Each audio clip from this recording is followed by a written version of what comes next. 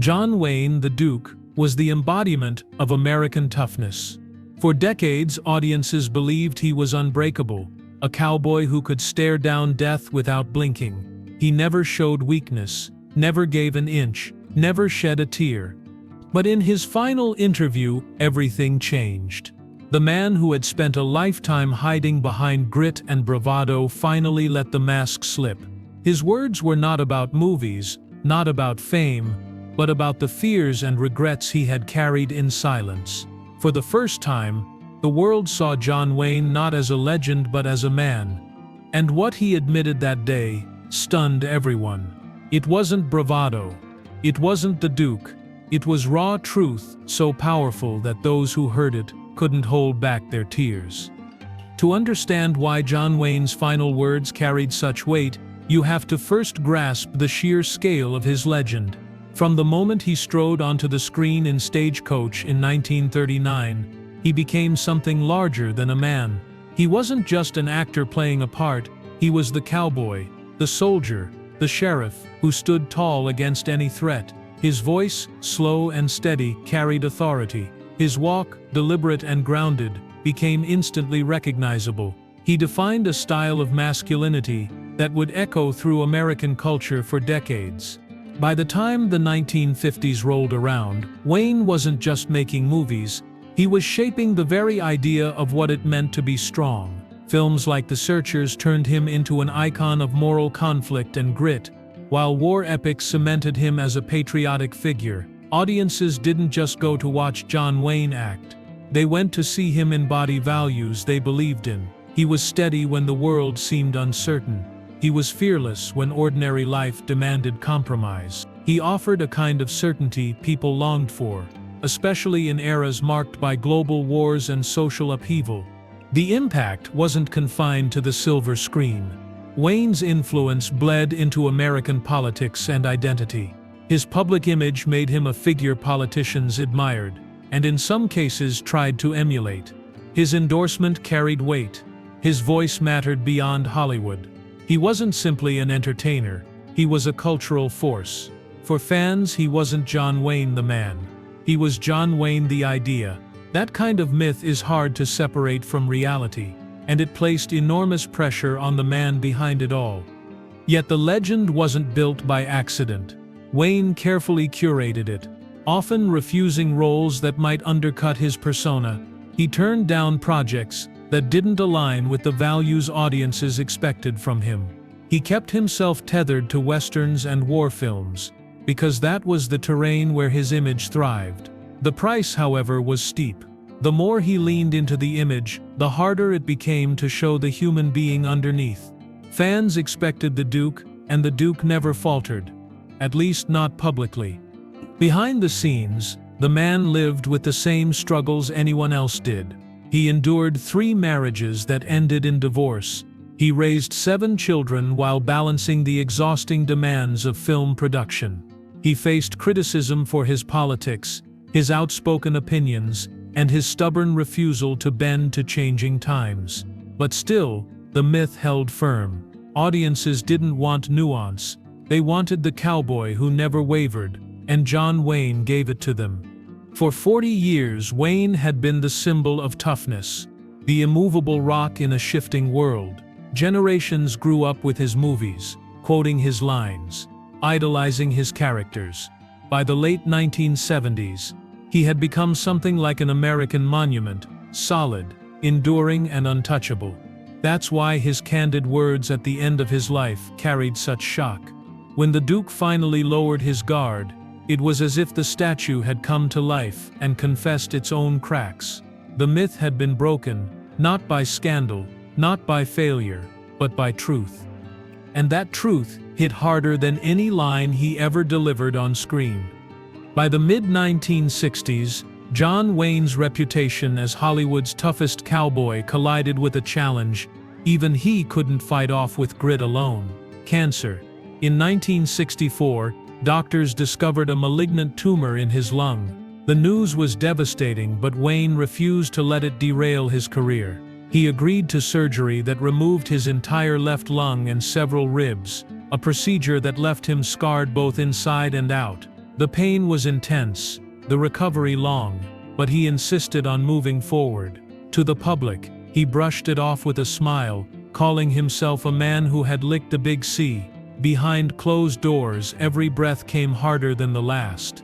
The myth of John Wayne only grew after that ordeal. Audiences marveled at his resilience. While friends knew the fight had taken a permanent toll, breathing was never the same again. His body could no longer sustain the kind of physical punishment that had once defined his action scenes. Even so, he returned to work almost immediately. He refused sympathy, refused to slow down. If anything, surviving cancer seemed to harden his resolve to keep acting until his body gave out.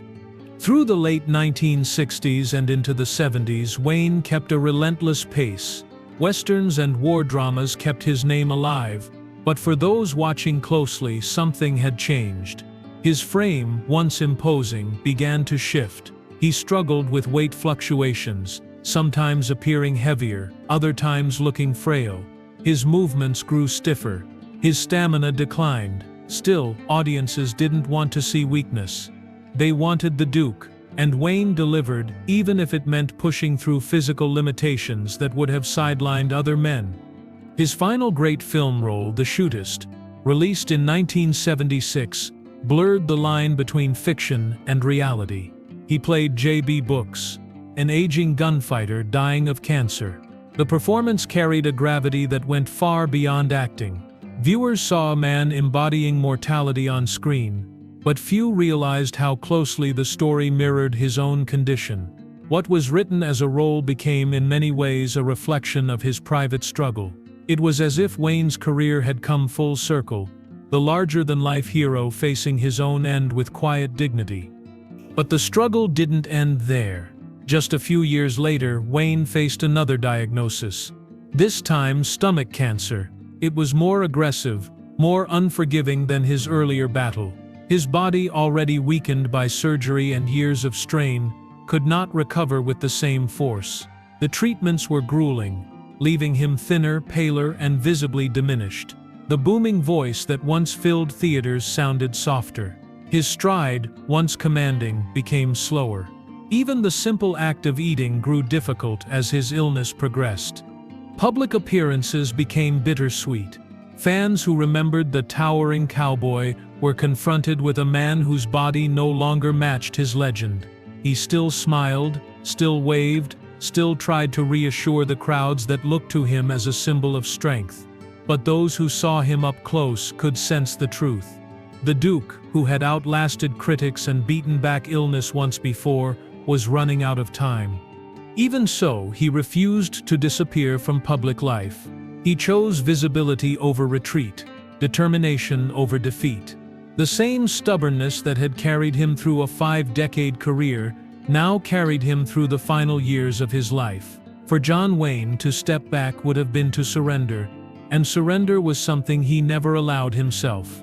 By the late 1970s, John Wayne was no longer the towering cowboy who had galloped across Monument Valley or stared down villains with a single squint. Time, illness, and years of punishing work schedules had changed him. His frame, once broad and commanding, looked thinner.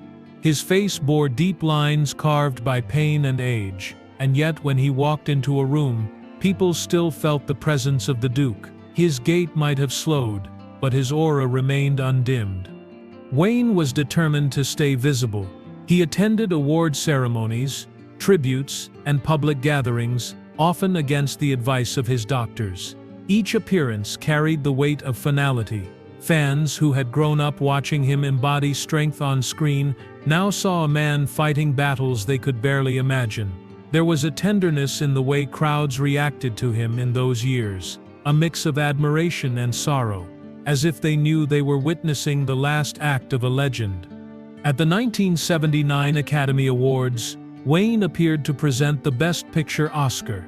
When he stepped onto the stage, wearing a tuxedo that hung loosely on his thinner frame, the audience rose to its feet.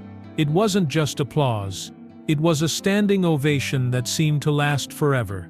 Industry veterans and younger actors alike clapped with tears in their eyes. They weren't saluting a role or a single performance. They were saluting a lifetime, and Wayne, clearly moved, acknowledged the gesture with a smile that seemed both grateful and weary. That moment revealed something deeper than Hollywood glamour. It showed how much the man himself meant to people beyond his films. Still, he carried himself with dignity. Even as illness weakened him, he refused pity. His handshake was firm, his words steady. He cracked jokes, told stories, and did everything he could to reassure others. He knew that millions looked up to him as the embodiment of resilience, and he took that responsibility seriously. For Wayne, appearances weren't about vanity. They were about sending a message that even in the face of decline, a man could stand tall. Yet, beneath that dignity, there was a fragility audiences hadn't seen before. His suits hung more loosely. His face sometimes looked gaunt, and his energy would fade as events went on. Reporters described him as gracious but quieter, as if he was conserving strength. It was a reminder that no matter how strong his will, the human body has limits. Seeing John Wayne like this left many shaken. For decades, he had seemed immortal. Now mortality was plain to see. His family often surrounded him during those years, offering support at events and at home. Wayne had always been proud of his children, and in his later life, he leaned on them more openly. He valued their presence, not as a show for the public, but as a genuine comfort. To those closest to him, the late 70s were bittersweet. They watched a beloved father and friend grow frail, even as the world still celebrated him as an indestructible figure. Wayne's visibility in those final years mattered because it bridged the gap between the legend and the man. Fans saw both, the mythic cowboy still standing tall, and the vulnerable human being beneath. That contrast carried enormous emotional weight. It prepared the world for the truth that would soon come. Truth that would not be delivered on horseback or through the barrel of a gun, but through words that revealed who John Wayne truly was. Behind the legend of John Wayne, there was always the father. Wayne's career made him a global icon, but at home he was simply dad to his 7 children. His private life, however, was far more complicated than the public ever realized. The same relentless drive that kept him in front of the cameras often pulled him away from his family, and as the years wore on, he became more open about the price of that sacrifice. Wayne married 3 times. His first marriage to Josephine Sayans produced 4 children: Michael, Mary, Patrick, and Tony. His second marriage to Esperanza Barr ended in turmoil and without children, a stormy chapter he rarely spoke about. His third and longest marriage to Pilar Palate brought him 3 more: Isa, John Ethan, and Marisa. Each family chapter carried its own joys and scars, but together they formed the core of Wayne's personal life. Despite the divorces, he maintained strong ties with his children, making sure they knew they were part of his world, even when his career demanded endless travel and long filming schedules. For the public, Wayne was the ultimate patriarch on screen, the cowboy who stood tall to protect his kin. Privately, he struggled to balance that image with the messy realities of family life. There were birthdays and milestones missed because of filming. There were disagreements over his long absences, yet as he grew older, his perspective shifted. Those closest to him said that in his later years, Wayne became more reflective, more willing to admit that the family he had fought to provide for wasn't always the family he had been present for. He carried deep pride in each of his children's accomplishments. Michael became an influential Hollywood producer, and later ran Batchak Productions, the company Wayne had founded. Patrick followed in his father's footsteps, as an actor, appearing in films and television. Asa became a lawyer, and later wrote movingly about her father's softer side, describing him not as the unbreakable cowboy, but as a man capable of affection, humor, and surprising gentleness. His younger children, John Ethan and Marisa, also pursued lives tied to their father's legacy, while Mary and Tony built quieter, private paths. For Wayne, seeing his children succeed whether inside or outside Hollywood, was a source of comfort in his final years. Yet there was regret too. He often reflected that the relentless pace of his career had cost him moments he couldn't reclaim. Decades of filming on distant locations meant stretches of time away from home. Wayne was proud of his body of work, but he knew that the image of the Duke had often overshadowed the role he valued most, being a father. In quieter moments he admitted that if he could change anything, he would have chosen more time with his children. That vulnerability, rarely spoken of in public, revealed the softer truth behind the hardened exterior. Family gatherings in his later years took on a different meaning. Illness had slowed him, but it also made him more present. He took joy in being surrounded by his children and grandchildren, laughing at the dinner table, sharing stories that bridged generations. Those moments mattered more than box office numbers or critical acclaim. In the twilight of his life, Wayne's legacy wasn't only the films that filled theaters, but the family who carried his name forward. To the world, John Wayne was the indestructible cowboy. To his children, he was a man who loved them deeply, even if he sometimes failed to show it in the ways they needed most. That tension between the public legend and the private father became one of the most revealing truths of his final years. By the final years of his life, John Wayne could no longer outrun the shadow that had followed him since the 1960s. Cancer, first beaten back with sheer will and invasive surgery, returned with greater force. Stomach cancer was more aggressive, more unforgiving, and this time his body could not fight it off with the same stamina. Yet what struck those around him wasn't fear, but the way he chose to meet the disease head-on, as if it were one more role he had been preparing for all his life. Wayne never sugarcoated the reality of his condition to those closest to him. He admitted that the treatments were brutal, eating became painful, his weight dropped dramatically. The robust cowboy image, built over decades, gave way to a thinner, slower figure whose body betrayed him daily. Still, he did not retreat into silence or self-pity. He spoke openly about the pain, the exhaustion, and the limits of his strength. It was this candor that shocked those who had always seen him as untouchable. For once, the Duke allowed people to see the human side of his battle. Even as his body weakened, Wayne clung to a code of resilience. He carried himself with dignity at public appearances, even when every step took effort. Friends recalled how he insisted on standing for photographs, never wanting to be seen as frail. He smiled, joked, and reassured others, determined to keep their spirits high even when his own was waning. Beneath the humor, however, there was acceptance. He knew the cancer was winning. He simply refused to let it define his final days. Wayne's faith played a quiet role in this period of his life. Though he was not outspoken about religion during his career, he found comfort in spiritual reflection as he grew older. Friends and family said he spoke about God with a humility that surprised them. He wasn't trying to play the preacher or the prophet. He was simply a man reckoning with the end, searching for peace. That side of him rarely reached the public, but for those closest to him it revealed a depth beyond the roles he had played. Mortality forced Wayne to think about legacy, and not just the kind written in box office records. He knew his films would live on, but he wanted his life to mean something more than screen credits. He spoke about values, honesty, loyalty, courage, that he hoped people would carry forward. He admitted mistakes, acknowledged regrets, but framed them as lessons. For a man who had built his image on strength, this honesty about failure was just as powerful. It showed that even icons stumble, and that admitting it is its own form of courage. Facing mortality also softened Wayne's edges in unexpected ways. He became more attentive to his family, more reflective in conversations with friends, more willing to sit quietly and simply be.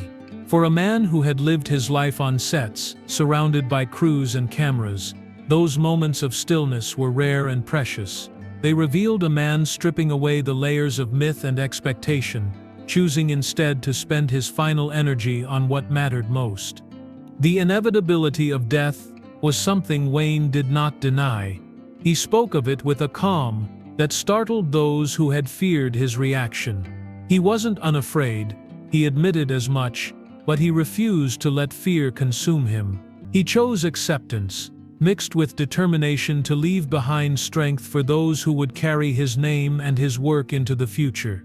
In the end, it wasn't the image of John Wayne the cowboy that defined his last years. It was the humanity of John Wayne the man, facing mortality with unflinching honesty. As John Wayne's health declined, his words and actions carried the weight of a farewell. Every public appearance, every tribute, every carefully chosen comment seemed to take on a deeper meaning. He had been more than a film star for decades. He had been a cultural symbol, and in his last years he appeared to understand that the role of the Duke was no longer about entertainment alone. It was about leaving behind a message for a country that had once looked to him as a model of courage and resilience. Wayne's message was simple but profound: never give up and never lose faith. He had built his career on roles that embodied those values: cowboys who refused to back down, soldiers who stood their ground, ordinary men who found extraordinary strength. But in his private reflections, he began to strip away the fictional context and speak more directly about what those ideas meant in real life. He urged people to face adversity without complaint, to push through hardship with dignity, and to hold fast to the values that give life meaning. Patriotism remained central to his outlook. Wayne was deeply connected to the idea of America, not just as a nation, but as an identity. He spoke often about unity, about a country that needed to remember its strength was found in standing together. Even as cultural shifts in the 70s made his worldview seem out of step to some, he held firm. To Wayne, loyalty, honesty, and faith in one another were not outdated virtues. They were the foundation of survival. Those who listened closely could hear not the voice of a Hollywood actor, but of a man who believed deeply in the responsibility each person carried to keep those values alive. Courage, too, became a recurring theme in his later years. It wasn't the flashy courage of a gunfight in a Western. It was the quieter kind: courage in the face of illness, in the face of uncertainty, in the acceptance of one's own limits. Wayne reminded people that courage wasn't about pretending you were invincible. It was about standing firm even when fear was real. He himself became a living example of that idea, attending events despite his failing health, shaking hands and smiling when it would have been easier to retreat. Every appearance was a statement: strength doesn't vanish when the body falters, it only changes form. His reflections also turned toward honesty. Wayne urged people not to run from the truth, even when it was difficult. He had lived long enough to know that illusions eventually crumble. What mattered was integrity, admitting mistakes, standing by one's word, and being willing to face reality. For a man who had spent decades embodying a myth, this turn toward openness revealed a deeper layer of his character. He wasn't offering America another performance. He was offering a principle that real strength lies in telling the truth, even when it hurts. Family, faith, country, these were the cornerstones of Wayne's parting message. They weren't new ideas, but they carried more weight when spoken by a man at the end of his life. Audiences who saw him in those final years sensed the urgency behind his words. He wasn't lecturing, he wasn't acting, he was sharing what mattered most, stripped of pretense. And in doing so, he reminded people that legacy isn't measured only in awards or fame. It is measured in the values you leave behind. That message resonated because it came from someone who had lived it, and who now stood as living proof that even the strongest men must eventually yield to time. To see John Wayne, the eternal cowboy, speak of resilience not as myth, but as reality was to glimpse a truth more powerful than any film he ever made. By the spring of 1979, John Wayne's health was failing fast. The cancer treatments had left him gaunt, his frame much thinner than the cowboy America remembered. His movements were slower, his voice softer, And yet, when he stepped into the public eye, he still carried himself with the dignity that defined his life. Every appearance felt like a farewell. The most unforgettable of these moments came at the Academy Awards that year. Wayne walked onto the stage to present the Best Picture Oscar, dressed in a tuxedo that hung more loosely than it once had. As soon as the audience saw him, they rose to their feet. The ovation stretched on and on, not the polite applause of Hollywood tradition, but something deeper, something closer to a collective goodbye. Actors, producers, and crew members, who had spent their lives in the industry, stood united, honoring the man who had symbolized American cinema for half a century. Wayne, visibly moved, smiled, and acknowledged the crowd. In that moment, the legend and the man seemed to merge, frail in body, but still towering in presence. That ovation became one of the defining images of his final years. For decades, audiences had seen Wayne ride across the frontier, win shootouts, and face danger with unshakable grit. But on that stage, they saw him as he truly was: vulnerable, human, and nearing the end of his journey. The contrast was powerful. It didn't diminish his legacy, it deepened it. Fans across the country reacted with raw emotion. Newspapers and magazines described him as the fighter who never quit. A man who carried himself with the same courage in sickness as he had in the saddle. Letters poured into his home from admirers who had watched him for generations. Many wrote not about his films but about the example he had set by facing illness with dignity. Seeing the Duke in such a fragile state made people reflect on their own lives, their own battles, and the inevitability of mortality. His last film, The Shootist, lingered heavily in the public imagination during this time. In it, Wayne played an aging gunslinger dying of cancer, a role that mirrored his own condition so closely it felt like prophecy. For audiences, it was almost unbearable to watch. The line between fiction and reality had blurred. When Wayne's character faced his end on screen, viewers couldn't help but think of the man himself, soon to face the same fate. It was as though Wayne had already given the world his farewell through that performance.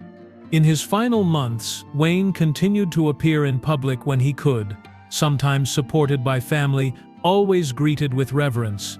He didn't speak often about his illness, but when he did, he met it with the same plain-spoken honesty that had carried him through his life. He acknowledged the pain, the difficulty, but he refused to let it erase his spirit. For many, that honesty was more moving than any speech or confession could have been. John Wayne passed away on June 11, 1979. The nation mourned not only the loss of a Hollywood star, but of a cultural figure who had represented resilience for decades. Tributes poured in from every corner of American life, from politicians to fans who had grown up watching his films. The man who had once seemed immortal had finally reached the end of the trail. Yet in his final appearances, in the dignity with which he faced his decline, and in the standing ovation that shook the Academy Awards, John Wayne gave the world a final unforgettable reminder of what it means to face the end with courage. John Wayne's life was larger than the screen. For decades he stood as the embodiment of strength, courage, and resilience, a man who seemed untouchable in the eyes of millions. But in his final years, stripped of costumes and camera tricks, the world saw something even more powerful: his humanity. He battled illness with the same grit that had carried him through a 50-year career, yet he did not hide the toll it took. He let audiences glimpse the vulnerability that had always been hidden beneath the cowboy image.